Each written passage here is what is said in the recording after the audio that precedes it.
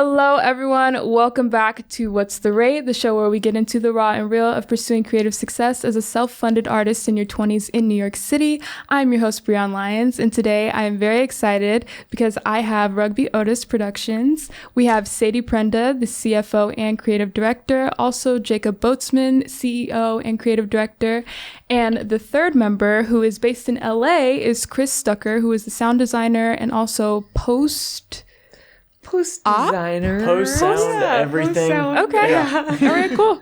Well, welcome to the show, you guys. I'm so glad to have you. Thank you so much for having us. This is super cool. Much. Yeah, of course. So I'll tell them how we met through TikTok. Yeah. Shout out to TikTok. Yeah, literally. It's so cool, the amount of people that I've met on TikTok. Like, it's insane. So I bet. Yeah. Is that where you mostly get people?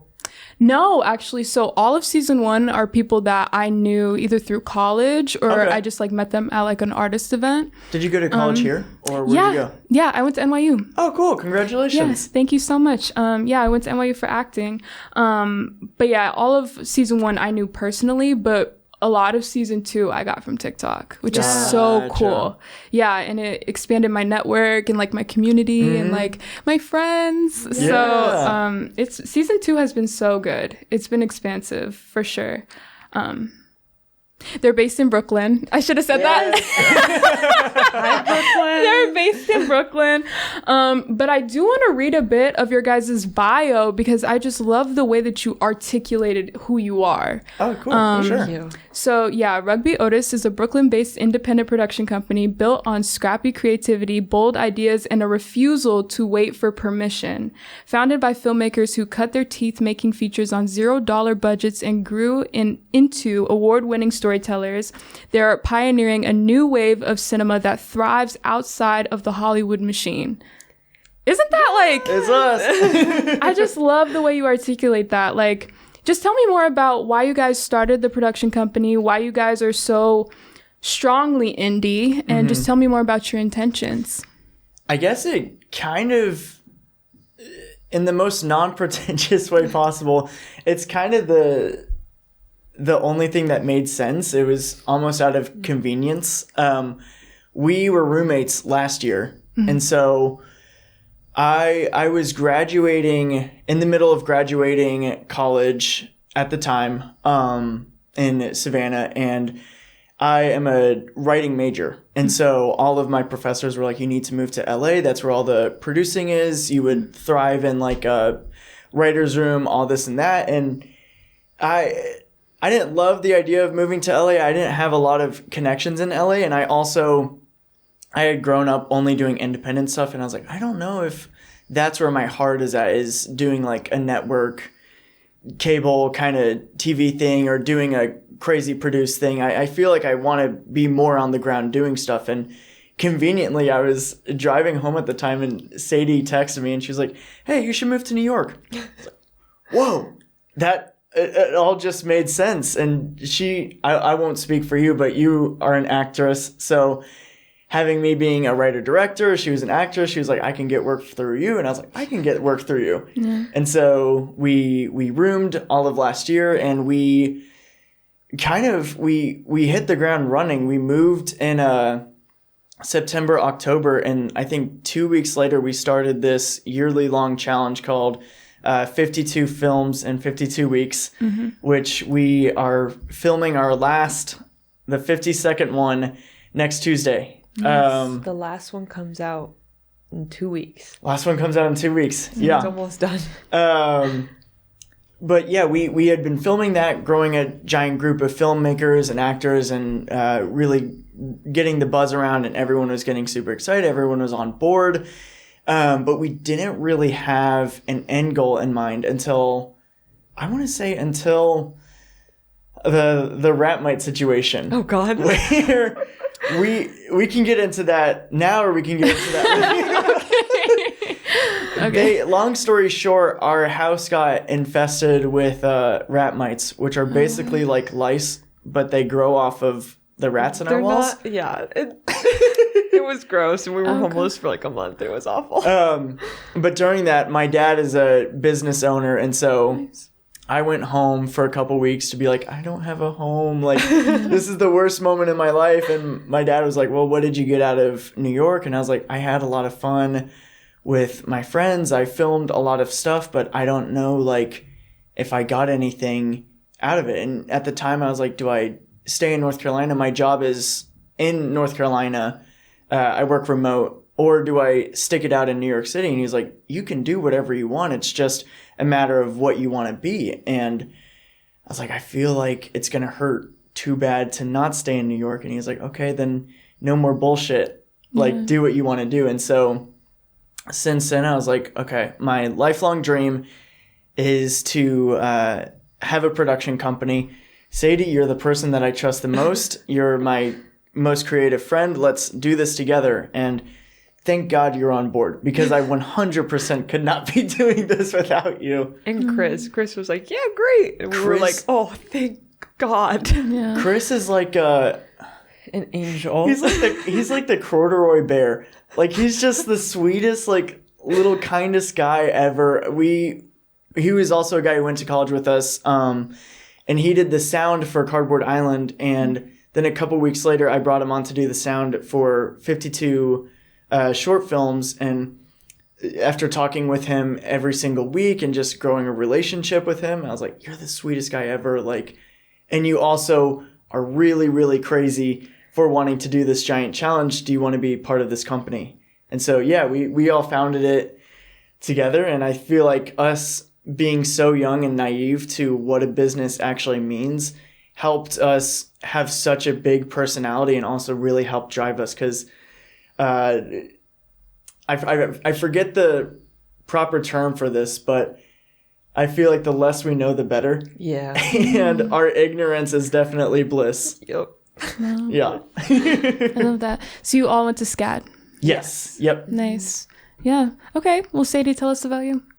We kind of talked about this. You kind of had a similar upbringing in Denver. I'm from Nebraska, and I never really had access to arts, and the arts that I did have access to was very minimal, and so it was always up to my friends and I to just make a show with what you had. If I had a nickel for every time I had to do a show made out of trash, I'd have 2 nickels. Like, we were making shows out of trash. And that was similar to how you started, just making movies on YouTube with your friends. And we were making theater just with whatever we had. And when I went to SCAD, I thought it was going to be very Hollywood. I thought, okay, it's going to be very traditional. Someone's going to see me and they're going to love me, and then it's going to be easy, and then I'm going to book a feature right out of college, and everything's going to be perfect. Ship is sailed. Yeah.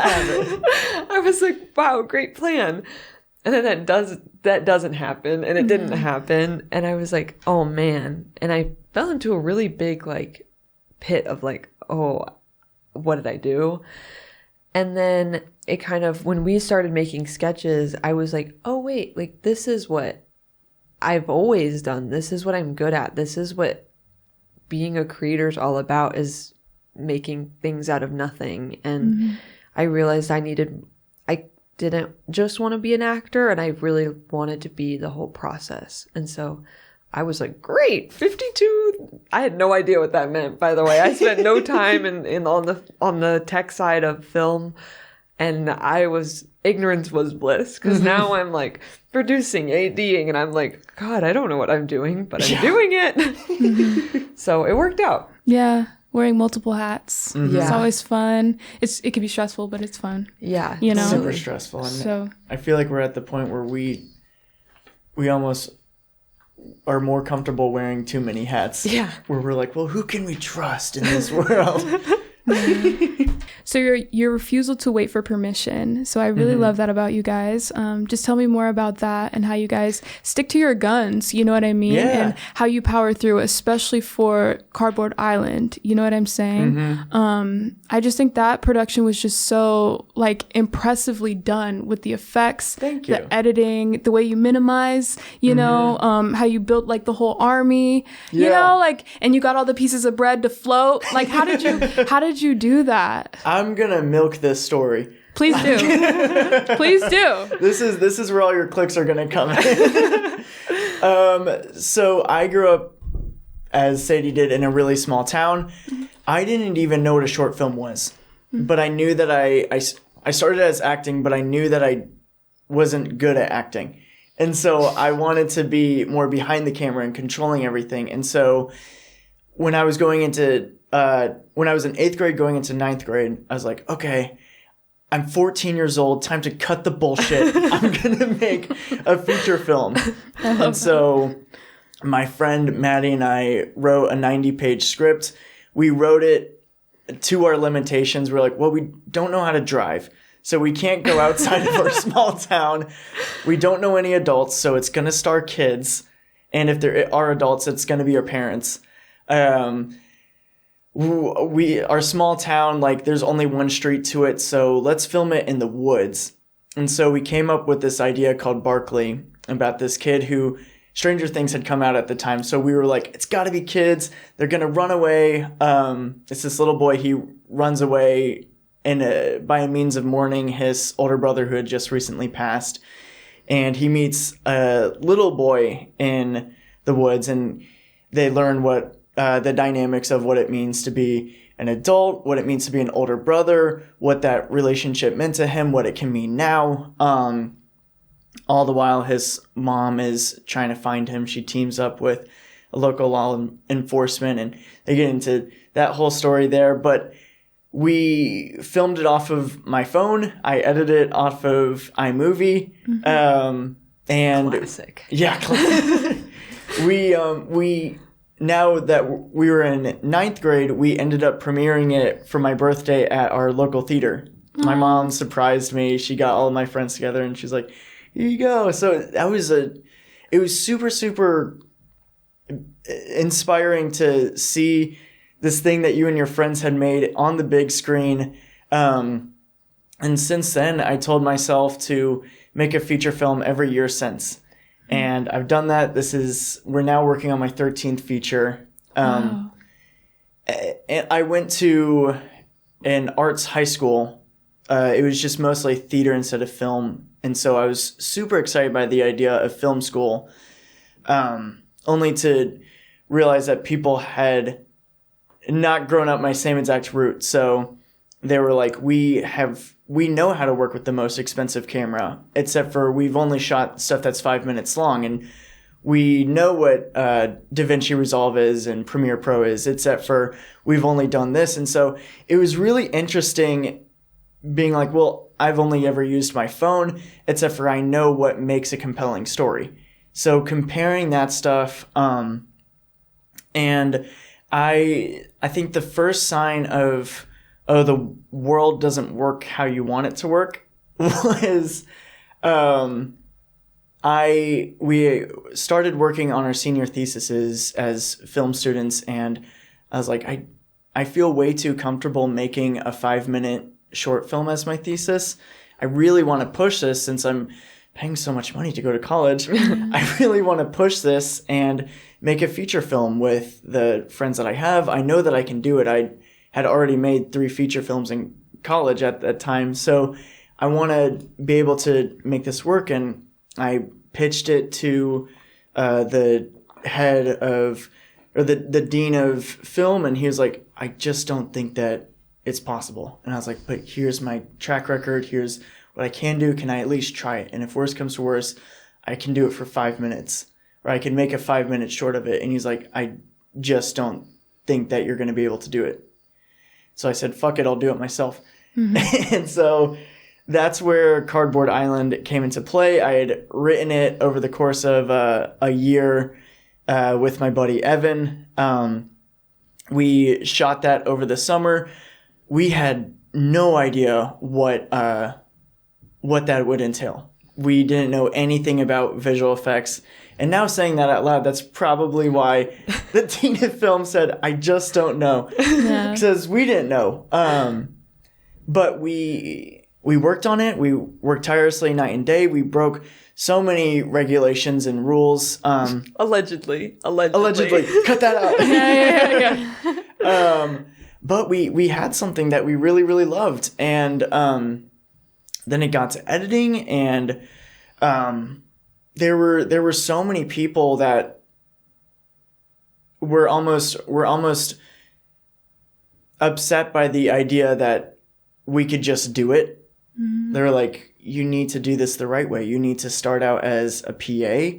You need to work your hours. You need to become an assistant director. You need to wait until you're 60 years old, and then you can be the director of a commercial.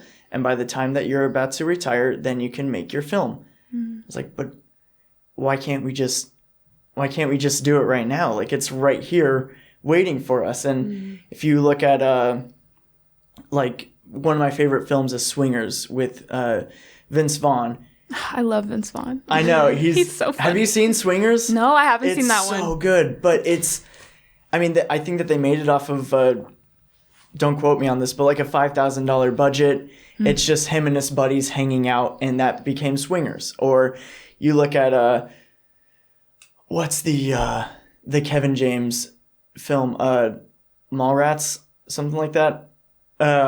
Mall Cop? No, not Mall Cop. Great film. Great film too. Kevin Smith, something. Or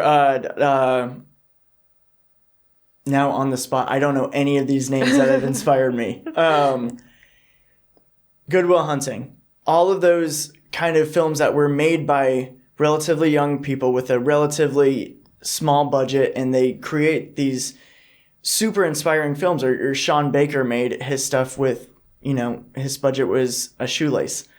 They were such inspirations that you can do whatever you want to, and you don't need to go through this huge studio backing. You can just do it, and it doesn't take a long time. And so when we made Cardboard Island, it was super scary because not only were we making a film that no one was going to believe in off the bat because we were us, but we were also making a film that required so heavily on really, really ambitious effects. Yeah. So we were going into that. We were like, we have no idea how to do this, but we're going to figure it out. And so we reached out to a lot of different visual effects people, but either they couldn't do it because it was too heavy loaded of a project, or they needed like a $1 million budget, or one thing or another. And so after finally being rejected so many times from everyone who knew how to do these effects, I was like, okay, I'll do it myself. YouTube is a thing. I have After Effects through my work. I'll just figure it out. And so it was a lot of trial and error, and a lot of just figuring out all these little cheat codes that I could do myself. And then we finally got to a place that we were pretty proud of, and I was still terrified until we got to the point of making the trailer, which is like, you can see that online now. I was like, okay, I haven't shown anyone any stills. This is the moment of truth. If the world judges it, they judge it. But ultimately, I'm really, really proud of it. And this is a movie that I would want to make. So closing my eyes, so be it. And then everyone loved it. And it was great. And I was like, okay, that's awesome. That's super inspiring. It's exactly how I wanted my story to be. I made it with my friends. It's exactly the way that I wanted. I'm proud of what I was able to accomplish. Of course, I was just rewatching the trailer. There's one part where like a can blips. I was like, of course there's little mishaps, but no one's rewatching this. And if they do, whatever. Yeah. So I think looking back on Cardboard Island, and I forget your exact question, but not waiting for someone. I feel like if I had waited for someone to say, here's $1 million to make Cardboard Island, except for you have to follow all these regulations, and you have to cast Timothée Chalamet as the lead, and you have to rearrange the script to be what we want it to be, it wouldn't feel like my film anymore. Mm-hmm. And so it feels really special, and it makes me so proud to be like, it really, really sucked to do all this work, but ultimately I can be so proud of myself that I did it. And it's something that I find really, really great. Yeah. Yeah. Yeah, and it is good. Thank you so much. You know what I hope mean? that answered your question. I feel like I went from point A to point C to point Z. You're good. I was with you the whole time. Thank you. And I really like how you didn't wait. And I think we were talking a bit about this on our Zoom call about how there's a $5 version of everything. There's a $50, there's a $5,000 version, there's a $5 million version. Yeah. Right? But I just like how you were ambitious about it, and you were like, regardless of whatever the budget might seem to be for this, or whatever the scale of it might seem to be, like, I'm still going to take initiative to make this the best that I can because I love it so much. Yeah. Yeah, Cardboard Island, I think there was a lot of money that we had to spend on the back half, just with I had to buy an Artlist account, and I had to purchase Chris Tucker his services, but filming it costs I think $60. Really? Yeah.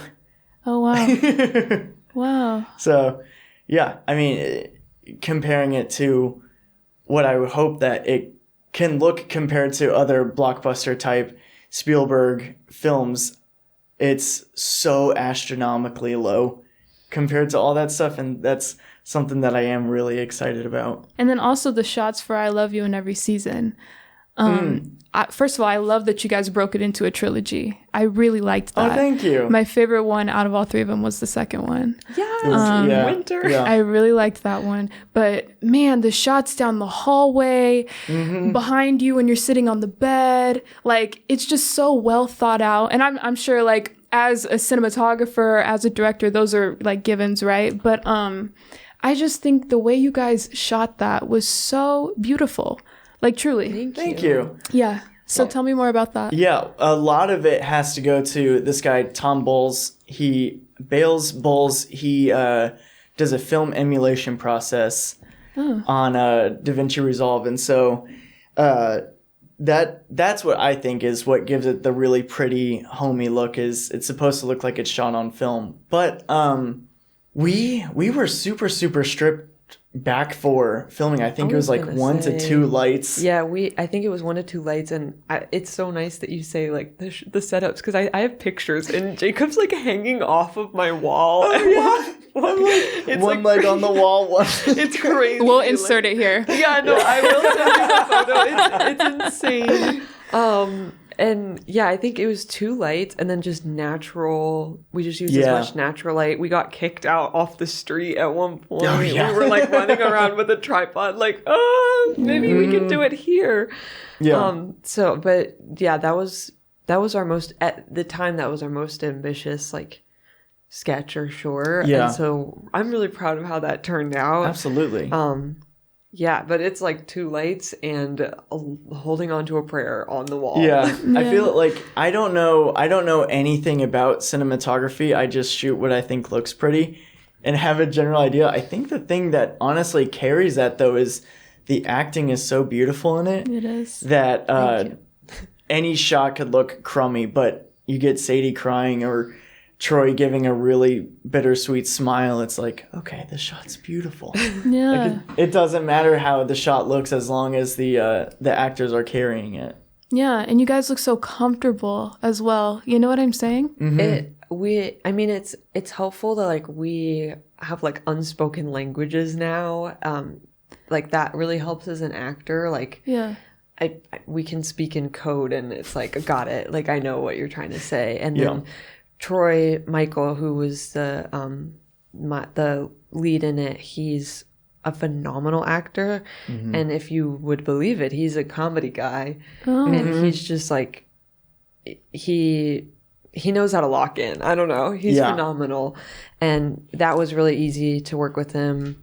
And Jonathan Heatley, another like phenomenal human being. Just they make everything so easy. I would work with them every day if I could. I think it really helps that the sets feel more like hangouts. Yeah. So it feels very easy to give it your all and really experiment when it's like, where's the judgment? Like it's not 30 people behind the scenes, really pressing you for time. It's just me and a camera. Like hey, whenever you're ready.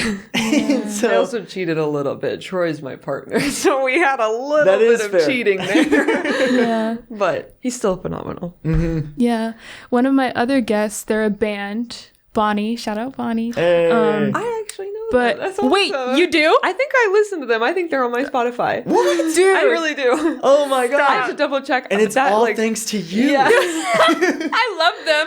You want to know something? Because I was reading this book. It was Daisy Jones and the Six. Mm-hmm. Are you guys familiar? Oh, yeah. Okay, so I was reading through that, and then I saw them, and first of all, I'm gonna just You say saw this. them? No, not Daisy Jones. Okay. First of all, they're fictional, and I'm still mad about I that. thought that they did like live performances. No, they're For the based TV on. show. Okay, they did an HBO like adaptation of the book. Let me tell you. Okay, yeah, Okay. tell your story. So I got this book from a friend at a Christmas party. It was like her party quirk or party favor where like she would wrap books and then you get a 1-sentence synopsis.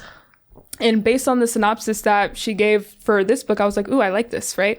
I pick it up, I read through it, and I'm so emotionally invested because I'm thinking these are real people. Like, it's because also the way the book is written, it's like documentary style. And it's like as if someone is telling the story first person, right? Yeah. So I'm like, oh, like it's about music, it's about a band. So I want to listen to the songs as I'm reading about everything that's going on that like added up to the song, right? I go on all the streaming platforms, can't find it. I'm like, what the heck, guys? Yeah. Where's Daisy Jones and the Six? Turns out, I look at the front of the book, says a novel. I was like, I'm about to email the author right now and Make tell this her. real. Well, she had me fooled. Her writing ability is superb. Yeah. I was like, I was so locked in and I was so emotionally invested in these characters. It's crazy. Yeah. But anyways, back to Bonnie. Yes, back to Bonnie. Yeah, they emulate that. And they told me that a lot of people say that they emulate, like, you know, the Fleetwood Mac, like vibe. And yeah, I'm excited for them. But anyways, if you do know them. I'm like 80% sure. That sounds so familiar. Yeah. And I'm a huge like Fleetwood Mac, like love that kind of vibe fan. So I'm like probably on my Spotify somewhere. Yeah, stream them. Yeah. Hi, Bonnie. Hi, Bonnie. No, they're great. I could have sworn that Daisy Jones and the Six. Is that what it's called, Daisy Jones? Yeah. That they did live performances based off of their Spotify like little playlist thing. I could have completely made that up, but I could have sworn. I know. We They all should be could have real. sworn. Devastating. We all could have Devastating. sworn. Thank you, Bonnie, for your service of bringing this to life. Thank you, Bonnie. Bonnie. Thank you, Bonnie. Why was I even talking about that? Oh, because I was talking about them being a duo and their synergy. So they were talking about jams, right? And when they just play together and they can just communicate through music, but also like non-verbally. And it's kind of like this, it's like in the ether, right? It's just so subconscious, you know, you can't explain it. And I just am so fascinated by that with people who work in groups and they get so tight knit that they have a bond that isn't even on this plane. Yeah. It's not even 3D anymore. It's like a 5D or 6D, whatever you want to call it, you know? And I just think that's so amazing, you know? So Well, Sadie and I hate each other. We have zero synergy. yeah. Sorry, I just saw a TikTok. It was like, we need more feuds in the film industry. And I was like, oh, great, we'll start one. That could like, put us on the map. Yeah, oh, yeah, that'll- wonderful. We're immediately canceled because we hate each other so much. We keep it so HR here. We do not talk after this. Yeah. So when we met in college, I remember we were working on a student film, and Jacob would give me rides from my dorm because he was my upstairs dorm. I think directly neighbor. upstairs. Yeah, directly too. above Yeah. me. Oh, wow. And I was like, oh, can I ride to set? So he'd give me a ride to set, and I remember the set happening, and I was like, Jacob, I think you should be the director. No shade. Nah, But I'm I too remember shy. saying that. Yeah, and you were like, I'm too shy to do that. And I was like, all right, interesting. And then when he was like, I think I'm going to move, I was like, you should move to New York. And then when we were roommates, obviously, like, we're close friends. We don't have beef. When we were roommates, there kind of were just no boundaries. And that's nice because you can work at like 11 p.m., be like, Like, Sadie, I want to show you this. We'd be in our pajamas like, okay, but I have an idea. Can I pitch it to you right now? Yeah. Or it'd be like 7 a.m. We're getting ready to work and brushing our teeth. I'd be like, okay, so no. So if we do this and then we did this and what's your schedule like tomorrow? It was just a kind of never ending, which I loved. I had a great time and it was convenient. I never had to like wait to ask my questions. But I would also say like, the script that you had written, Pop-Tarts and Wholesome, maybe be like, oh my gosh, like you really care about it and you share so many of the same views as me. Like they're both feature film scripts and you're one of the only people that I know that like wrote a feature film with expectations that you were going to film it. So I was like, oh my gosh, she gets me. Like we're going to do this because I don't know anyone else who is going to be able to do this. We're the same level of crazy, and we've been told that many times. They're like, "Oh, you found someone who's as insane as you." As I'm like, "Yeah, that's pretty much it." Yeah, it's interesting talking to. I wouldn't call us crazy. I don't think we're crazy, but other people really do. It's interesting talking to people in the same position as us that are like, we want to make a short film too. We're working on like a short film this month. Next month we're gonna do it. And then I think I'm retiring. I was like, we just made 52 short films. Like, where's the hustle? Yeah. Like, I can't It's like do an itch I that. can't scratch. Like I finished my first feature script and I was like, but time for the next. Yeah. And we actually just had a true conversation about we need to celebrate it more. Like, take a second to be like, what if we didn't go on to the next one right after we finish this? Like, what if we said, like, give us a day to just be happy that we did it? Yeah. Yeah. I love you guys' like bond and like work ethic. Again, I hate her ass. Can we get into some funding? Can we talk about that? Please, absolutely. Let's talk about what's the rate? But yeah, talk to me about how you guys finance your films. We don't. Yeah. So like the trilogy that was made for $0, we paid for Troy's pizza. dinner, pizza a couple times, and that was pretty much it. I think I guess to be like transparent, the equipment we already have, so we've cut out a lot of the cost. Yeah, we collected those over the years. Already having lights, we have lavs, a boom, we have all the like essentials, and that was you got a sponsorship. Yeah, so. I'm gonna pronounce the name wrong, and I'm so sorry. You can ADR my voice, but apologize. Shizun, it's a company, and I had like a blip of YouTube fame. Okay. Where it was one video that just blew up, and this company reached out to me, and they're like, "Hey, we want to mail you a bunch of film lights if you do reviews on them, and we want to mail you a gimbal if you do reviews on them." I was like, yeah, sounds awesome. And then I completely forgot to do it. But I had these lights. Allegedly. I completely remembered to. But since then, like, I've mentioned them in all of our YouTube descriptions. Like, we went off of this and we did this and that. So, no bad blood. Thank you so much for letting me use your lights. But yeah, we got some really great equipment absolutely for free through sponsorships. And until just recently, we had been working off of just one zoom lens off of one camera, the cheapest zoom lens that we could find. And then just hoping for the best that it would look good. Yeah. So that's like full transparency. We've accumulated a lot of equipment, so that cuts a lot of the cost out.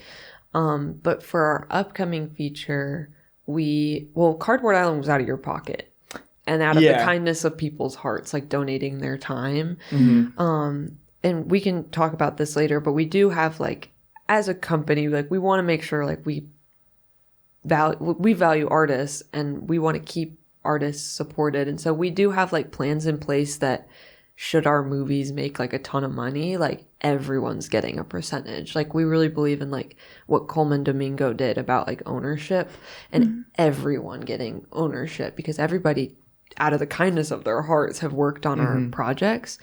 so that was full transparency. That's how we did our shorts. But our Cardboard Island came out of your pocket. And then our upcoming feature, Poor Man's Palace, we crowdfunded off of Kickstarter.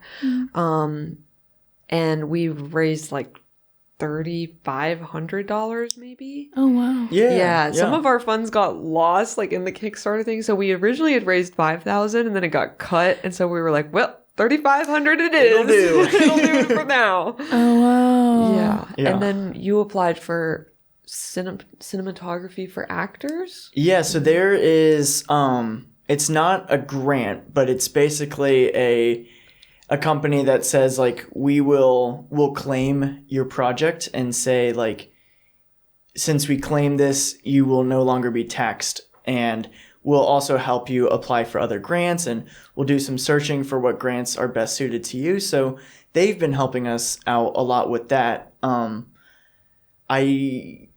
As of today, I don't know if anything will come from that. So we're just working off the money that we have. Thank God we're so used to knowing where to cut corners. But It's called cinematography for actors. Cinematography for actors. Yeah, it's based in California. To, but you can obviously apply anywhere. And then again, full transparency, our DP, Brendan Hirsch, who's amazing, he also has a lot of equipment. And so we're using a lot of his equipment, and he also has sponsorships. And so transparency, we have sponsorships, or other people do, and we're cutting a lot of the cost out through that. Cut a lot of corners, and we got really, really lucky. Yeah. Got lucky, Yeah, with raising the money, I'm good friends with this guy named Daddy. And Who comedy? Yes, I know him. Yes. dude, he's the best. I just saw him. No, You I should literally interview him. hopefully. Yeah. Can you come on the show? Dude, no, literally. Okay, so I used to be a part of a sketch group that we had here, and one of the guys in there, Oscar, so he's a comedian. Yeah. And I went to his comedy show literally like 3 days ago, and Daddy's comedy show? Yeah, well, they Oscar. own like it all together. BK Comedy. Yes. Yes, yeah. Yes. He's become like my mentor, or like Really? my father figure. He's so incredible. So generous with everything that he does. Like he's like one of the most incredible people ever. Like, so thankful to him. Daddy, if you're listening, thank you. Yeah. He's got crazy stories. You should definitely I would love interview to. him. Yeah, when I saw him, I was just a little nervous because I was like, he's doing his thing. Like, you get what I'm saying? Yeah. You know, so I was like, let me just... He would respond to a DM. Like that's really? that's how I reached out to him, because I had been following him for a while, and when we were starting the company, I was like, well, I've got nothing else to lose. I'm gonna DM my celebrity crush. We'll text him and be like, you need to get on Breonn Lyons show. Yeah. No, I literally was front row sitting there watching. He would recognize me. Like, that is so crazy. Wow, small world. No, I love that. It is. But he's doing something so similar with Fuck Hollywood Productions, and like he had that hoodie on when he was performing. He's doing something very similar. He's been so generous with his time and like wisdom. Like, we're so grateful for him. But he I forget the exact term for it, but he's basically on the board for Kickstarter.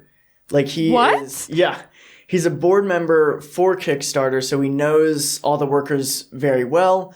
And so he kind of mentored me in how to make it the best appealing thing possible. And throughout the whole time, he was like, you really need to be on social media, like blasting this, making videos of yourself doing it. And so I am very, very camera shy with being myself on camera. And so that was something that we had to overcome. And thankfully, Sadie is very not camera shy.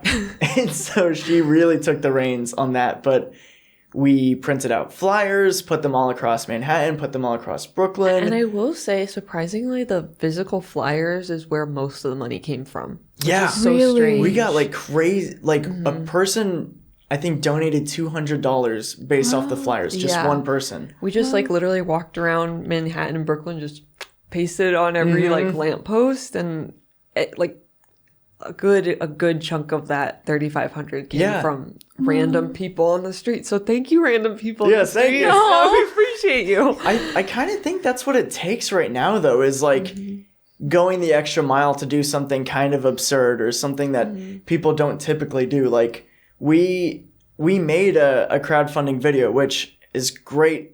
It's also just kind of the standard. I feel like putting out flyers and essentially saying, "Give me money." I don't know a lot of people who are doing that. It's also like the kindness of Brooklyn that's made it all happen in Absolutely, New York, because all of our locations that we used have just been like business owners and friends that are like, sure, you can take over my apartment for 12 hours, which is crazy. So if like the community has really rallied behind us, and we don't take that lightly. Like that's so nice. Like Nene's Tacos would let us film in there all the time. We have I don't remember the name of the Moot Bar. The bodega that we're filming at this week. Like just the kindness of the community and our friends. We have the bestest friends in the whole world. Yeah. That they make it possible without a budget. So thank you, friends. Yeah. Daddy, it's such a simple thing, but he always says it, and it has just recently started to really click with us, but just ask. Yeah. And be nice about it. Yeah. Like I think circling back to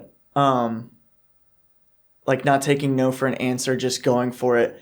It's as simple as just asking. Like I feel like we're so scared about people saying no or being awkward about it that we unintentionally go out of the way to be like, well, why don't we rent a 10,000 studio that kind of looks like a bodega, instead of thinking like, what if we just ask the bodega worker, hey, is there any time that you're free? Like, I'd love to film in your location. And then it works. Yeah. Yeah. And we don't take those lightly. And that kind of goes back to like the ownership part. Like when we have something to offer, like we will never forget the kindness that has when been we're given. Up. Yeah. When we blow up. Yeah. When we blow up, I won't forget y'all. Yeah. I will never forget the kindness that has been extended to us. Yeah. Aww. So how do you guys commit carving out time between your dream and surviving in the city? We need a manager so bad. We need a break. We need a break.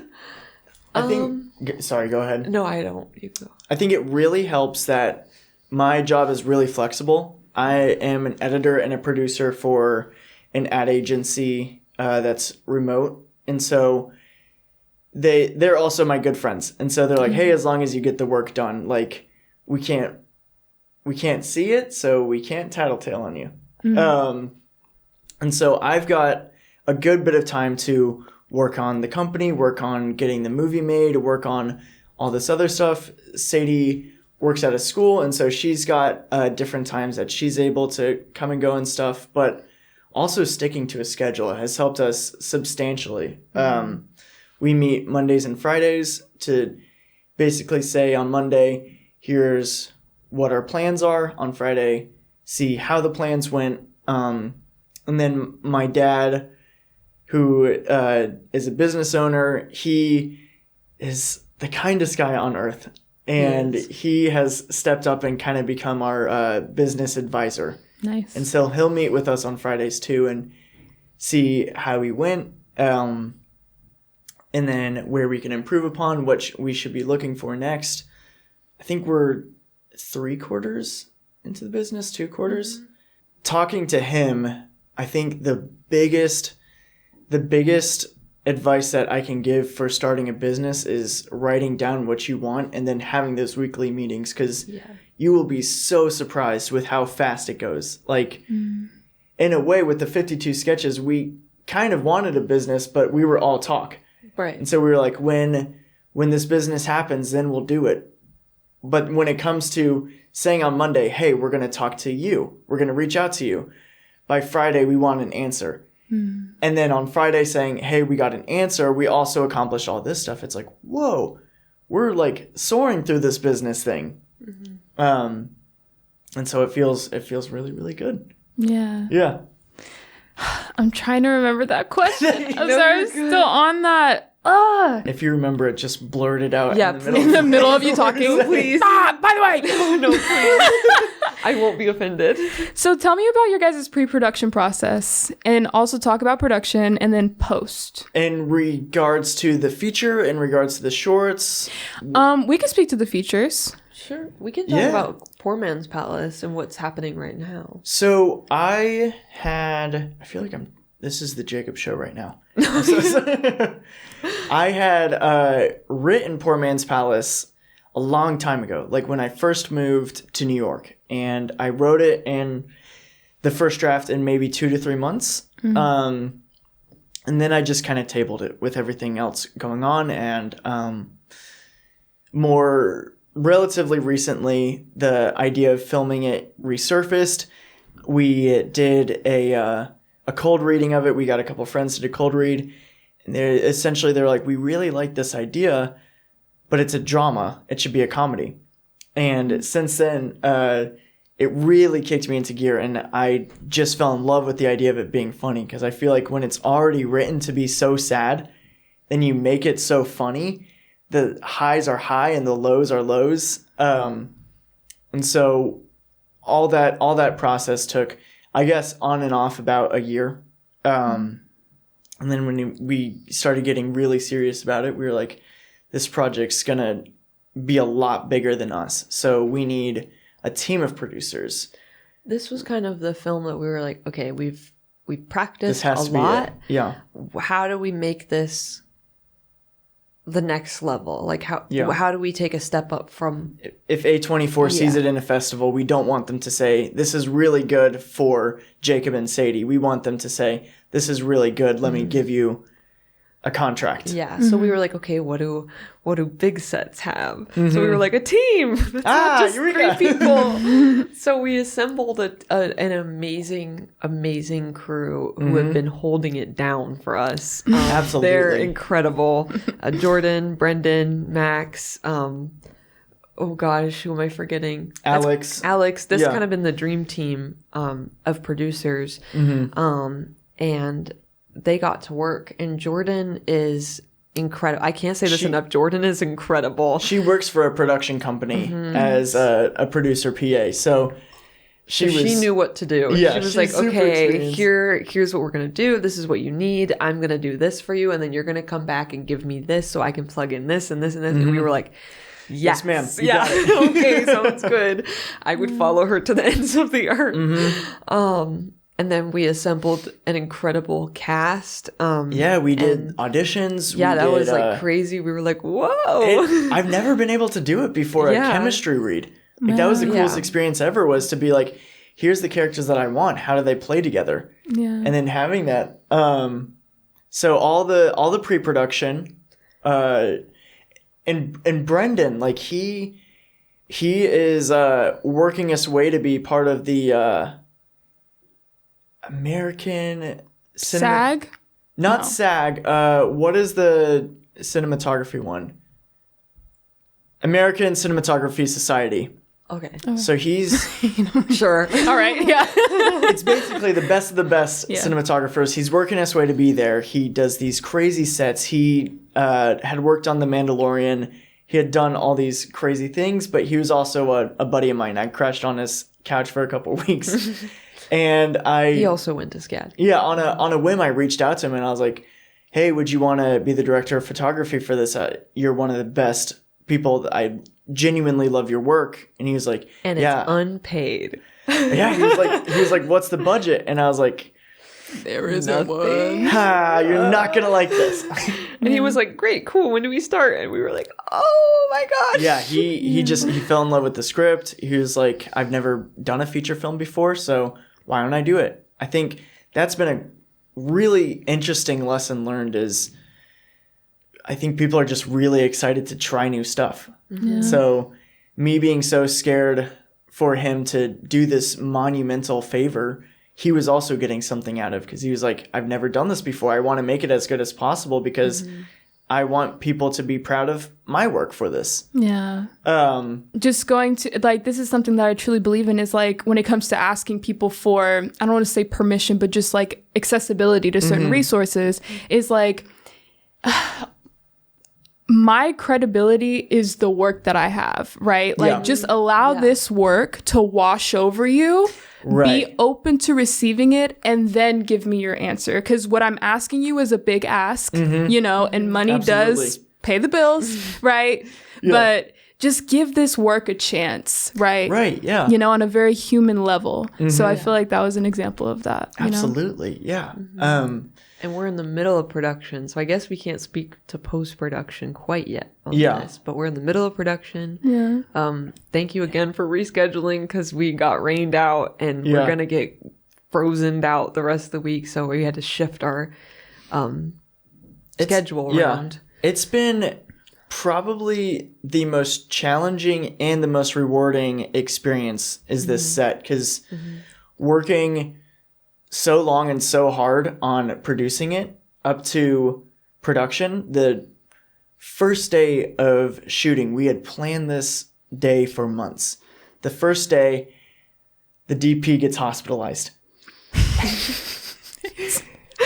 So immediately, and we're like, immediately, maybe 3 hours in, and he's like, call an ambulance. I need to go to the hospital. No. Okay. I hope he's okay. No, he's good. He's completely fine. But he's good. We live and we learn. Yes. But from that, it's like, we work with what we've got. We don't have enough money to be like request off of work. So working around people's schedules and also working around... Everyone works full time on this crew and the cast as well. It's been crazy to get on so many meetings with producers so last second and be like, okay, what can we do? Yeah. We know what we can't do, and that's a lot. What can we do? So we can't do anything, but we can do these 2 scenes, and like everyone's giving up their weekends, and like it's like Cleon's requested. Cleon's losing money on this project. Yeah, Cleon Oni, the lead in this film, is the most incredible person ever. He was one that we were like, we have to get him now before he blows up, and he's too busy. Yeah. So we were like, now, come. Now. We got a movie for you. Yeah, we have a movie for you, please. Yeah. And he's like incredible. He's losing money, and thank you, Cleon. We love you. It's been such a crazy whirlwind of the lows are really, really low, and we're pressed for all this time, and there's so many scary factors that come into it, and who knows if the actors can be here, who knows if the crew's going to be here, who can be the crew, do I need to step in, does Sadie need to step in? I've been a gaffer, a grip, all this stuff, but then at the end of the day, when we're watching dailies all together, we're like, oh my god, we did something so great. One of my, like, just a true sign of filmmaking is the most beautiful sport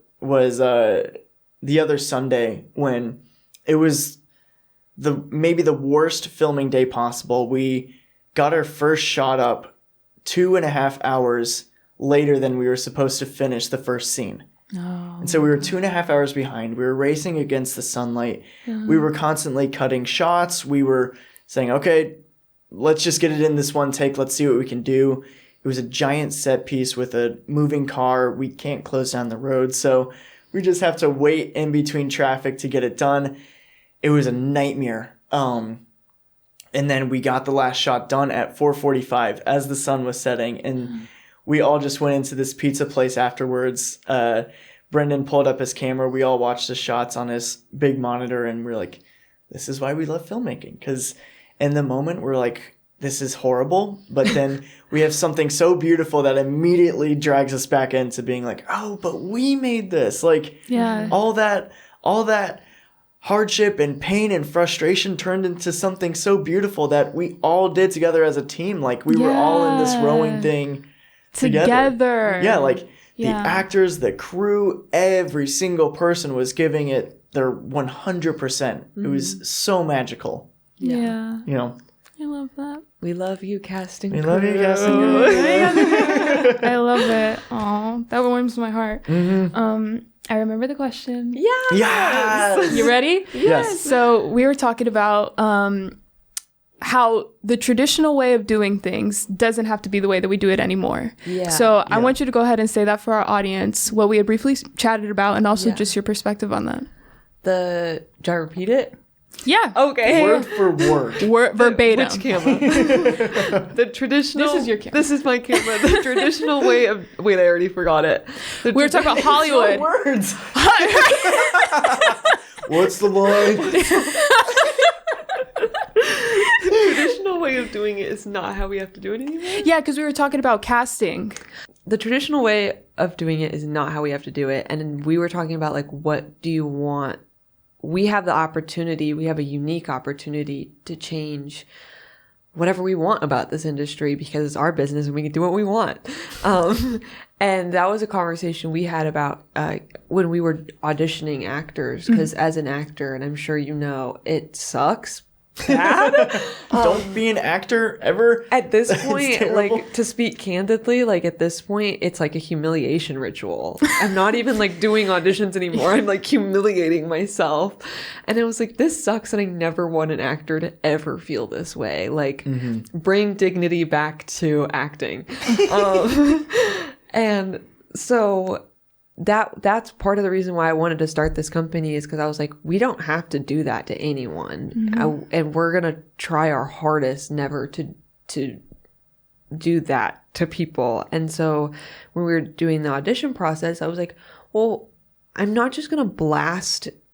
One, I'm not going to bait people on social media and be like and comment and DM me for an email so that I can get engagement, and then I'm never going to respond to your email. No. I'm seeing, like, Broadway League do it. I don't know if I can say that. Oop, call them out. But I'm seeing, like, stunt casting. They're like, open casting call, like and comment, and post your audition on social media. Oh yeah, with the hashtag open casting for such and such. Crazy. Yeah, and then they're like, crazy. anyway, we found her on this casting call, and then you look it up and she's like, they're represented by UTA, and I'm like, what's going on? This is unreal. We found her off the street. And it's like, this is crazy. I can't do this anymore. I never want an actor to feel like that. And so I'm like, part of the audition process, everybody's getting an email back, period. If you're uncomfortable rejecting people, you shouldn't be in this industry. Like, you have to learn how to reject people. It sucks, but it's part of it. And it's the more that's way more nice kind than just thing not to doing do anything. than just letting people live in the dark. And like, it's like, I go back to Coleman Domingo because I love him. And it's like what he did with Sing Sing. Like, everyone got ownership of that film, and they let the people whose story it was actually tell the story, and everybody played a part. Everyone got paid at the same amount. I'm like, that's so beautiful. And that maybe that's not the model that everyone can follow, because, like, things happen. But I'm like, we don't have to follow any of those rules. And if anyone wants to come and tell me that we have to do, well, the traditional way is that you do this, and then you call these people in, and then you have to have this, and this. I'm like, well, I'm the boss. So I don't have to do that. Yeah. Like, I mean, as indie filmmakers, you have to do what you have to do. Like, when you're starting up, yeah, shit's gonna happen, and it's like, it is what it is. You can't be perfect, especially on this, like, new social media algorithm. Everything's based on engagement. Like, I get it, but we can change things. Like, why would you start something to do it the exact same way that it's always been done, that never made me feel good, never made you feel good? Why? I was thinking, sorry, this is so random, but I was thinking about that. Like, that's a huge problem with, like, the medical field, is, like, a lot of attendings are like, well, this is how my attending made me feel when I was an intern, so I'm going to make you feel like that. And it's like, why? That serves no purpose. So yeah, be the change. Yeah, literally be the change. Like, if you hated that and you hated feeling that way, don't do it. Yeah. Like, so. Yeah, I saw a video that said Hollywood isn't dying, it's evolving. Yeah. God, I feel like everyone says all the time, like, Hollywood is dying, now's your chance. And it's a great statement in theory. Like, yeah, sure, now's your chance. Like, get it while it's hot. This is the French wave has happened before. It's fingers crossed it's happening again, where all this new independent art is coming. But dying is such a strong word. So let's make it into an evolution of being the change. Totally. And the change is coming because, like, people are sick of this like the treatment, like why, I don't know if I can say this, but well, I'll say it generally. Why are your actors taking in millions of dollars and your PAs are like starving? Like that's just, it doesn't make any sense. Yeah. Your budget can't go to hiring 3 people and they get paid millions an episode. Hello? And then your PAs get what, daily rate of $80 a day or whatever the rate is. I'm like, that's crazy. That's like actually insane. Like who started that? That's not going to work. Yeah. It's not sustainable. Yeah, you have the money to invest in every part of the production. Exactly. Yeah. And I think we see that firsthand. Like if you don't have a PA, you don't have a set. We couldn't function without the people who've come on and been PAs for us. And you don't have location sound, you don't have a set. You don't get your film. If the boom operator is not there, you don't have it. So it's like, you need to, like, we have to do something different. This industry is not sustainable for anyone. Yeah. You said boom. I want to talk about sound now, Yes. specifically for the trilogy. So, how did you guys go about? Did you use the lavs, or did you use? I assume for the close-up shots you had the boom, but for those distant shots, especially when you're outside, I think everything It's was all on a lav. lav. really? We Yeah. didn't have a sound operator. We Yeah, didn't when- have a sound person. Yeah, you we'll did. talk for You some- were the sound. Yeah, you did. It was you. Yeah. Every day before set, I was like, "Here, Troy, here's your lav." But how did you get it to where it didn't like rub up against clothes? You know, because you could always hear the. I have no idea. No idea. Hey. All right. You're asking the Somebody is wrong people. I'm sure if you ask Chris, he's like, "Well, tell me about it." Like there was a lot of noise, and Chris is just so magical. Yeah, maybe. We don't see any of that, so sorry, Chris. But what kind? Do you know what lav it is? If people are interested, It's the newer NEEWER. It's a dual receiver. I'll send you a link to it, and you can blast it. I'll pop a picture. Yeah. and that was I guess we just made sure that we always had like our jackets open, Right. and like a pretty thin shirt. Yeah. And we just clipped it. We never clipped it under 2 layers, only one. And there then just prayed that you couldn't see Yeah. it. There were times though that you could see it or you could hear it, in which case like I had the headphones on, so I'd be like, let's run it back. I think Yeah. it's right here, or Yeah. maybe don't move Yeah. as much, something like that. Yeah. It also helped we could control the environment a lot because we Yeah. were in our apartment. So it's like we could tell our other roommates, like, can you be quiet? We're filming. Yeah, exactly. Which, love you, Mia and Catherine. Thank you. Yeah. But when that was part of the 52 shorts, it was so on the go, and Sadie's gonna go completely against Sadie's first thought about you need a whole crew with this, but it was so on the go that it was just Sadie and I as a crew. Yeah. So yeah, Sadie and I were the sound, we were the camera, we were the lights, we were everything, which I think is another point that anyone can do what they want to do. Anyone can cook. It's so accessible right now, and I know like so many Hollywood people are like, "Oh, you can shoot it off an iPhone." Technically you can, but it's hard to hear Quentin Tarantino, the multimillionaire, saying, "Just shoot it off your phone, you'll be fine." Yeah. But I'm gonna use 16mm film. Yeah. And find yourself a really awesome sound designer like Chris and never let them go. Yeah. And never let them go. Yeah. Yeah. So yeah, it's so accessible. You can do whatever you want to do as long as you've got a story and as long as you care a lot about it. Yeah.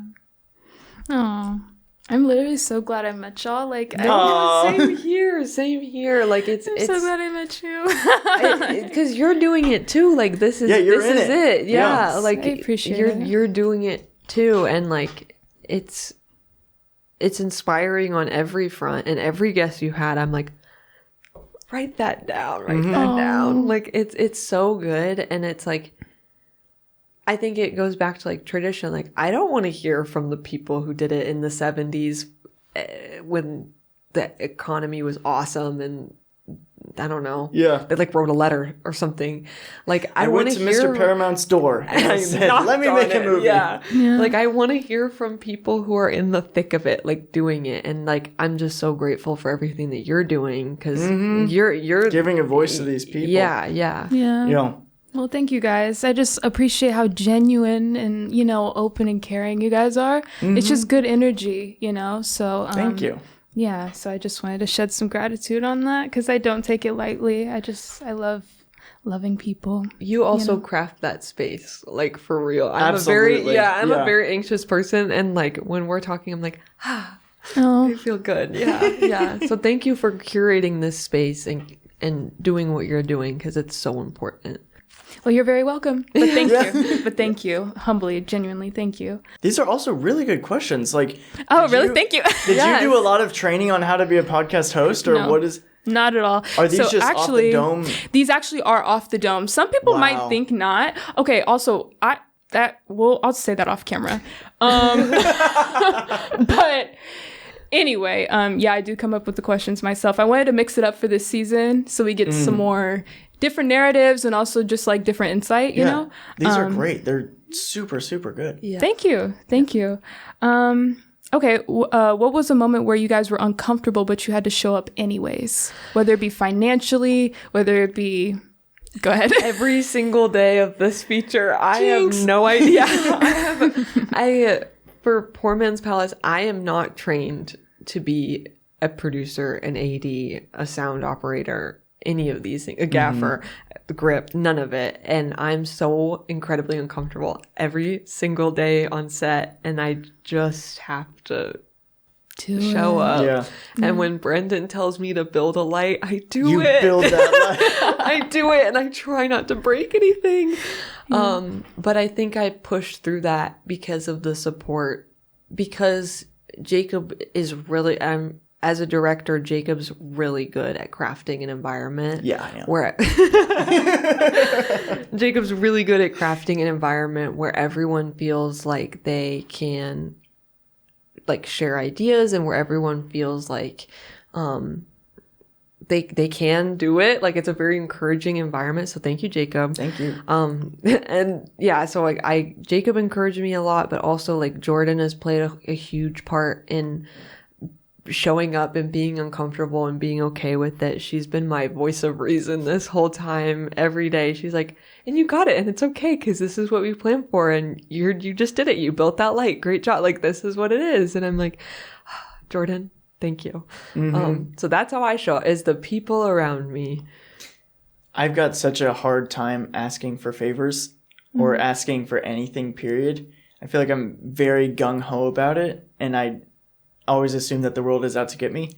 And so with asking it for all these locations in particular, like today I did scouting for the bodega scenes. And Sadie, this is the first time that you're hearing this. I was really, really tempted to be like, every single bodega worker said no. I don't know what to tell you. Just lie. Yeah, I was just gonna lie because I was way too scared to go out.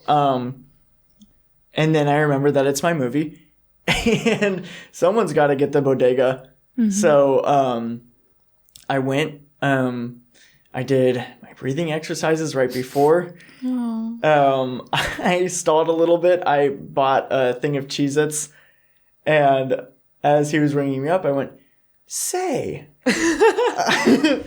we're a film production company. We live around the street. We filmed at this laundromat the other week. I would absolutely love to film in your bodega. Is that a likelihood? Is that something that you'd be interested? Am I crazy?" And oddly enough, he was like, "Dude, whatever. Like, absolutely come by. Can we shut down the place for you? Like, can we clean up the place for you?" And I was like, "No, like, do whatever you want." That's the best when like the return is so generous and you're like, I did not even think you were going to say yes. Yeah, like he gave me his Instagram. He was like, "I'm trying to like get into film too." Yeah. That's so sweet. He's got 11,000 followers on Instagram. Okay. He's made it. He's good. Right. Yeah. Right, that's awesome. I think that reminds me of like the quote I keep hearing is closed mouths do not get fed. Yeah. Yeah. You gotta absolutely. ask for it. You And the gotta worst you're gonna ask. get is no. Yeah. I imagine you going up with your cheeses and you're like, hey, I know you're done with the place. So you think about filming in here. This is a great location. Have you considered film? Yeah. That's so funny. I love that. I think it's, and I'm sure you feel the same way too after working on all this. It's a weird feeling when we know we can film something and have it be all right. Like, we know that we're able to do it, but making the conscious choice to be like, we really want to go above and beyond, and that's going to take a lot of courage, and that's going to take a lot of like, I don't want to do it. I know how to do it the easy way. Yeah. You know, so being so comfortable with doing it the easy way and saying, well, what if we pushed ourselves? It feels almost harder to be like, we know how to do this. Why can't we just do it? Yeah. But then to be like, but we want it to be the best that it can be. We want more for ourselves. Yeah. Yeah. So how do you guys balance that? Like whenever one of you guys are like burnt out or one of you guys are like, I'm not feeling it. How do you guys pick each other up? I think that's a really good question. Yeah. Not in a toxic way, but like we do have to remind ourselves of all the people that are like counting on us and that have poured so much of their energy into the project. Like, I know Cardboard Island, you wanted to quit so many times. And then we just had to like be like, okay, no, like Chris Rumble, Evan, all of these people, Cleon, Jonathan have poured so much into it. Like, we can't give up on them now. And then we're going to practice celebrating small wins. Yes. That was part of the deal. The conversation we had last night, we were like, we need to like, we just did 52 sketches and shorts. Like, we have to take a day and be like, oh, we did it. Yeah. So we're practicing that. And I don't know if you've really ever gotten to a point where you want to give up. I've said that so many times. Yeah. There were some nights in our old apartment where we'd be like, this sucks really bad. Like, I don't know. I kind of hate this. Should we quit? Like, and then we had Did we quit? Like, we had to have a little bit of like a venting, like, it's an important event. And then we were like, well, see you at the meeting tomorrow. Right. Back on set tomorrow. I also think it just really helps to know that we're in it together and to be like, if I quit, then Sadie's alone. Yeah. Or if Sadie quits, then I can't do this by myself. Yeah.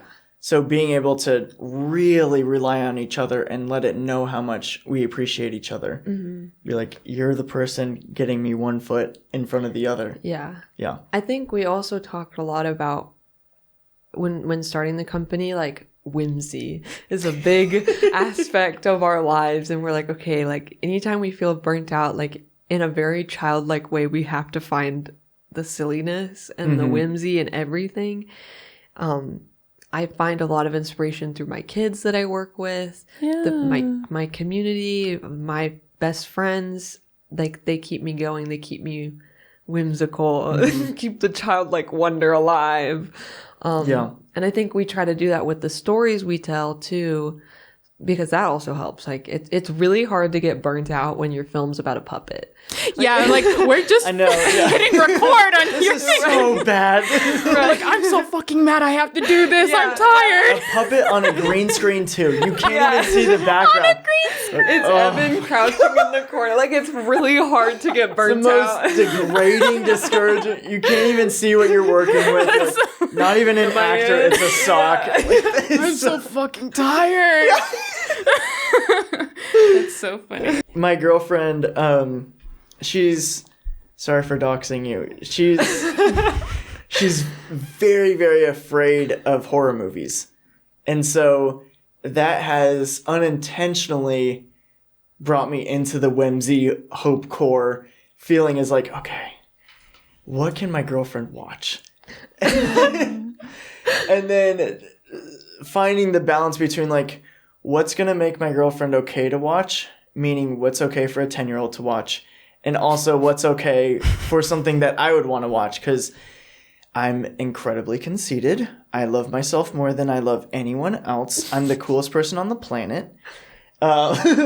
this movie has to be made for me. Of course. And so unintentionally, that has really drawn me into these, instead of drooning, dark, sad, bleak films, into more, where's the light at the end of the tunnel? What can we learn from this? How can we root this in a place of love, in a place of hope, instead of where's the other end, which is so sad. I think that's another thing that's really helped with not having burnout is when you're making a film based off of your anger or your hurt, trying to send some sort of message, you're going to get burnt out so easily because humans can't live off of anger and keep living off of anger. When you're making your art from a place of love, even a horror movie can come from a place of love. Even the most saddest, bleakest film can come, like even the I Love You series, like that's a real bummer. But the message of it is, well, where did this love come from in the first place? And really focusing on this comes from, I love you so much. And even though this is a horribly sad time for us and it's uncomfortable and it's miserable and we don't know what to say, I still love you. And even, the scariest films can come from a place of hope and a place of love. And so keeping that in the back of our mind, being like, where's the love in this on the film side, on why we love it, why the film needs to show off love, why it needs to be crafted from love, that really, really helps drive us forward. Wow. Because when you say like reliving that emotion, or like it's so easy to get burnt out when you're not creating from a place of like hope and light, right?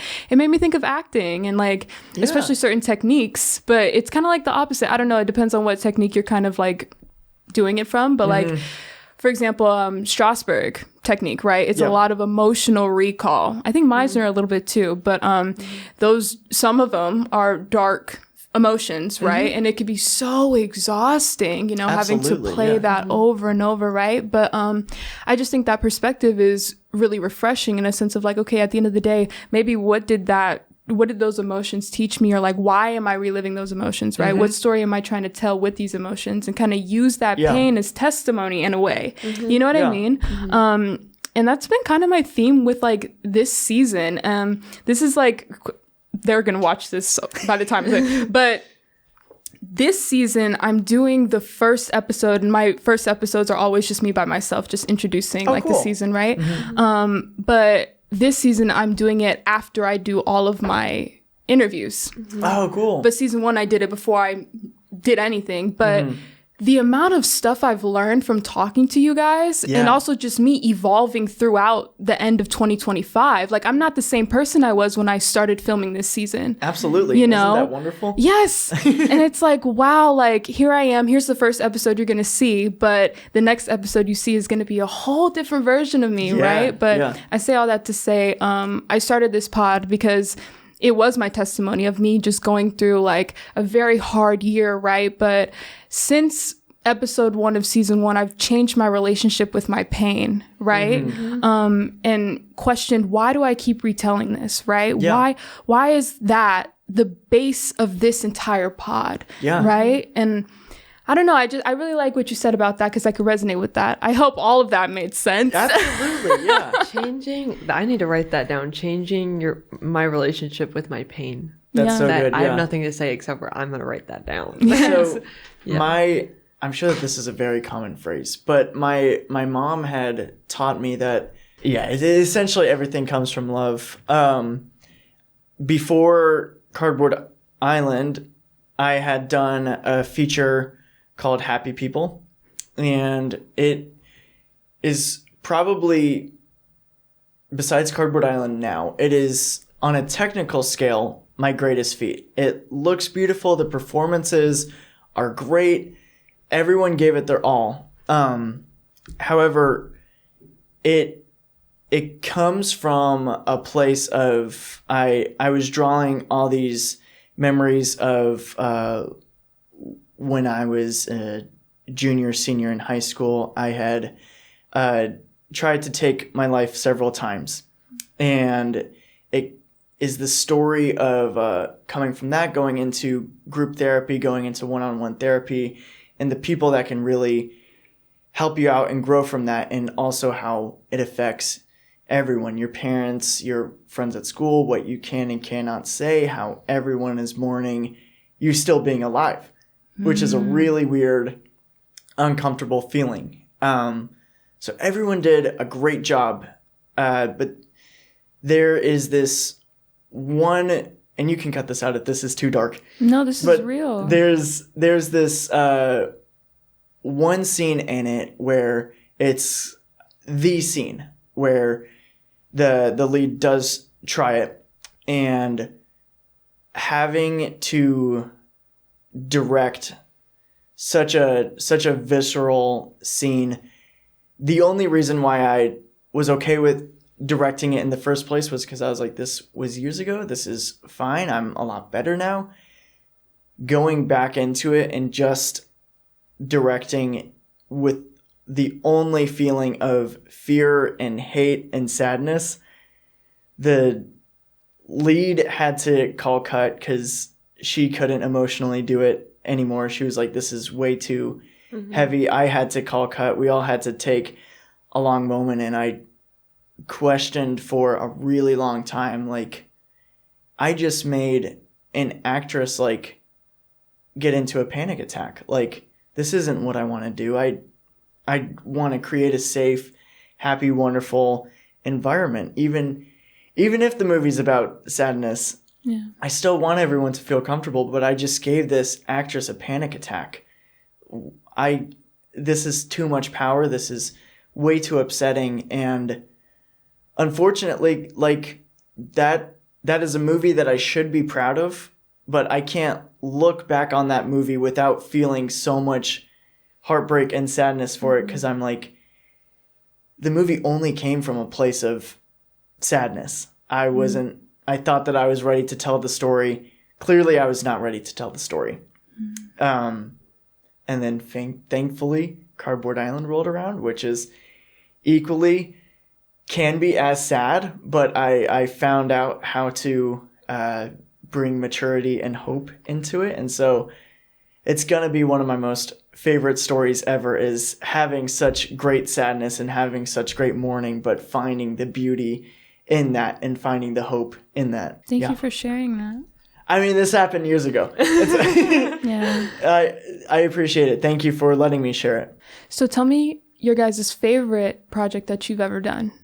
That's interesting. I think that there's a tier list or a category list. I find myself rewatching some of our sketches the most. I think it's neck and neck with this most recent project in Cardboard Island. I think this most recent project, I'm probably a little bit more proud of myself with the storytelling and the acting for it. But Cardboard Island is just such a beautiful little simple story, and I'm really, really proud of myself and everyone who worked on it to be able to not know how to work with a puppet and a green screen and say, whatever, we'll figure it out. And then having something where we can be like, wow, we're really proud of this. So I guess that today, on a technical scale, I'm the most proud of Cardboard Island. On a storytelling scale, I'm the most proud of Poor Man's Palace. And on a rewatchability, proud of probably Little Rock. Yeah, I love Little Rock. One of our sketches is like a 15-minute mockumentary about this rock and roll band, except for their air guitar. Oh, okay. we just played it so seriously, even though it's just us. It's shot to be like really dramatic, like an HBO documentary. And it's just so funny and corny. And just a word on that, Elijah McWilliams, who was the other actor in that, was given no context, was given no script, and he just ran with it. And I've never laughed harder in my life. You had to cut me out because I'm in the corner. Like, it wasn't even a matter of like, we need to cut the camera and wait for Sadie. It was like, we're not getting Sadie to stop laughing. Yes, could not stop laughing. Elijah's so good at everything he does. Maybe that's why I rewatch it, because all that I think about in my head is Sadie's just beyond the camera, like cracking up. And Elijah was crying, real tears. He produced real tears. He is unreal. Or the dumbest sentences ever. Incredible. It's so good. I think that's definitely one of my favorites. I think I'm really proud of Day in My Life. Oh, because yeah. it just, that was the first one that I kind of directed or just had all my sticky little fingers in. It was a Sadie thing. Yeah, and Jacob, I'm very grateful that you just like trusted it because I could post the video of what I sent you to be like, okay, so then it's just a wide shot and then I'm going to speak directly to the camera. And Jacob was like, okay, sure. So, I think I'm really proud of that because it felt like, I don't know, that was the first time because I came into filmmaking a little later and like writing a little later that something I had really like sat down and wrote and produced had like been fully realized. And I was like, oh, cool. It's like, your baby. yeah, like that's how that works. Like that was cool. Now I want to ask you guys, what film inspires you the most? Barkley by Jacob Boatsman. What's yours? Yeah, what's yours? The film that I was like, this is everything? Yeah. Man, I really did like Sinners. I cried so many times throughout Sinners. Just the cinematography alone. Yeah. And that scene in the bar with all like the multicultural, like, oh my God. And then also at the very end when he's like transitioning into the afterlife and he can see her with the babe. Oh my God. Yeah, that made me cry. Did you know that, sorry, the sidebar, but did you know that all of the makeup was hand sculpted? No. Really? Yeah, all the makeup in there is like hand sculpted on like molds. It's crazy. That's I super watched like a cool. whole thing about the makeup artist and I was like, there's no way. Oh, wow. Did not know that. Yeah, that's as of right now on December 3rd. That's my Totally. Okay. That film was amazing. My most inspirational film is Rocky. Ah, you and the owner of this business. Oh, really? She Interesting. loves Rocky. I love Rocky so much, but I also just love the story of the making of Rocky. Yeah. It's this poor man who can't afford anything, so he has to sell his dog Yeah. in order to make the film of his dreams. He makes the film of his dreams. It sweeps. He buys back his dog. Oh. It's incredible. I do remember that. I can't wait for you to meet Daniel. When am I meeting Daniel? Daniel, you'll meet him. Okay, good. He's episode 1. But oh my gosh, I won't spoil it, but man, yeah, he loves Rocky. He believes his story is very similar to Rocky in a sense of street performing. Dude, I'm training for a marathon. Humble brag. I'm training for a marathon right now, and I've just been re-listening to the soundtrack. And Rocky. So good. It makes me feel like Rocky. Nice. So in a way, I'm just like Daniel. Yo. Moulin Rouge is my everything, and Catch-22 is like, those are my favorite pieces of media, but they don't really like inspire me. Like they don't inspire my work. But two things that I've seen recently that like really rocked my world is, and I wish I could remember who the director is, but the movie's called How to Groom a Bunny. And it's a documentary about this woman who just like has this bunny rescue. It was the best documentary I've ever seen. And a new short called Holy Curse. I also do not remember the name of the director, but A Holy Curse was just so beautifully told. It was a narrative. And I think that, oh God, do I have time to look up her name? Yeah. Okay. Do it. I would hate to not credit her, but the way that she wrote, this like really heartbreaking story, a coming of age story, and she did it with so much humor and so much light, and she did it with such like she had a really good voice and point of view, writing from the perspective of a 12-year-old person. It was just so, I was like shook, and that's how I want to be. Like I'm really inspired by her. Yeah. I think Poor Things did amazing with their world building. Yeah. The scene transitions were Crazy. insane. Yeah.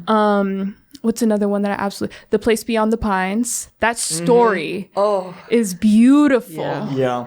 I had another one in mind, but I'm blanking. I feel like But the those are Florida good. Project is so like I've never I've seen heard of that. You've never seen The Florida Project? It's so beautiful. It's Sean Baker's movie. It's about these kids who live in the project houses. That might be one of my most inspirational films too. They live in these project homes right outside of Disney World, and it's like the most natural kid imagination of just making the most of these project homes, the ice cream shop across the street, hanging out with the manager of the project homes. He let them improvise so many things and just walk around. It's so sweet. But the environment is so, like, it's the most natural. Like, it doesn't even feel like a movie. It almost feels like a nature documentary. I'll have to watch it. The other film I had, sorry, No, Bones and All. Have you seen it? Timothy Chalamet, Ted Russell. Didn't pay attention. I was scrolling while watching it. Oh, It's okay. It's a slow, yeah. But the acting in I'll that, rewatch it. And the acting in that was so good. They do so good. Timothy does so good with like just like dialogue and like mundane acting, and Taylor does as well. I love Taylor. Is she the girl in it? Mm-hmm. Okay. I love Taylor Russell. I think I only paid attention for the last scene, so I gotta go rewatch it. The last scene is when I cried. Crazy, yeah. It's like I actually haven't finished it. I know I have to be better about my paying attention while watching. I walked out terrible. of the theater. for Bones and All. Yeah. Oh my god. Sorry. No, walking out the theater is crazy. Not even See, that I've only walked out of 2 movie theater experiences, and that was the one that I walked out.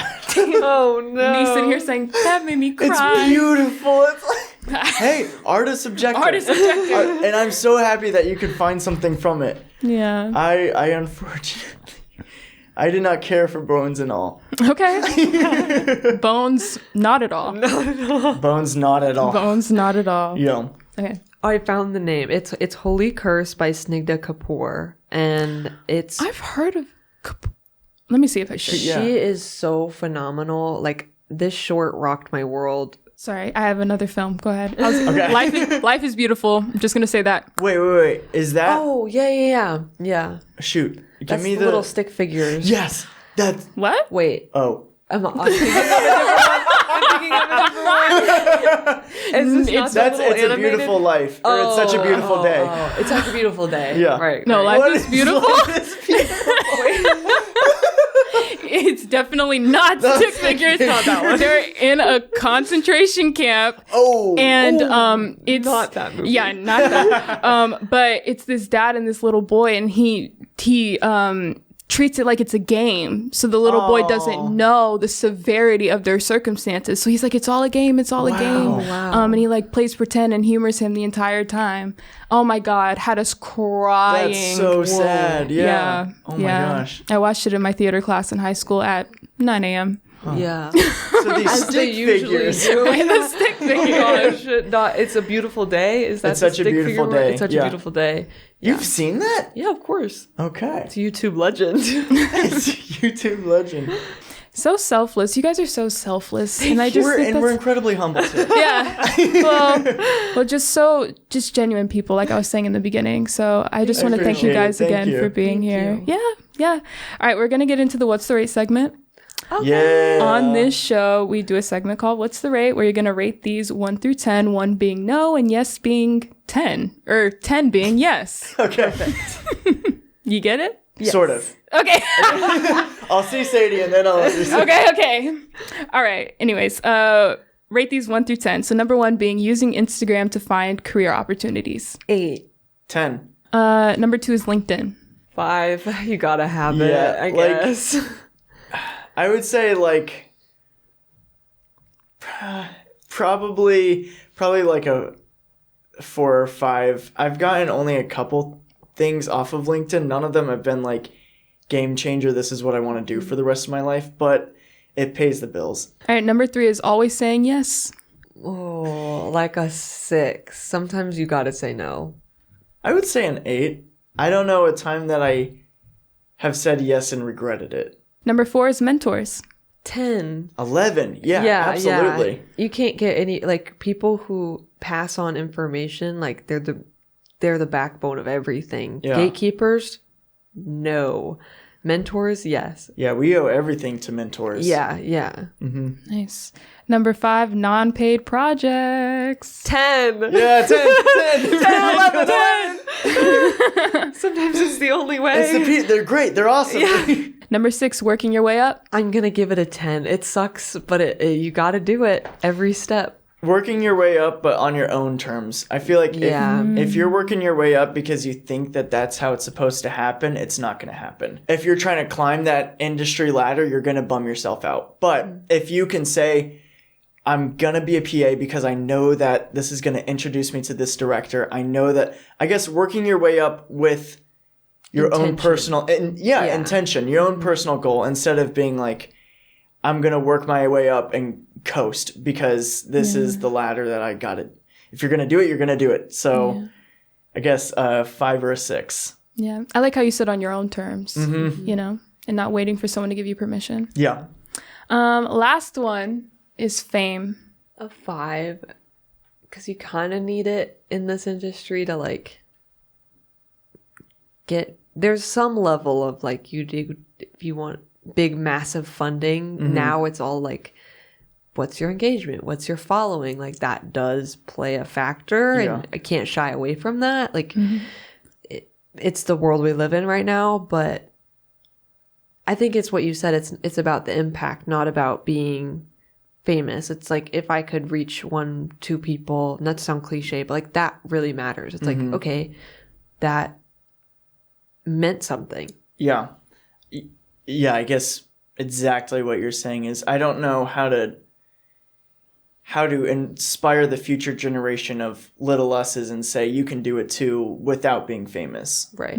So I don't need to be Steven Spielberg, but I do want to showcase an outlet where anyone can stumble upon me and be like, wow, if they did it, that means that I can do it too. And, you know, I can follow in those footsteps and do the unconventional route.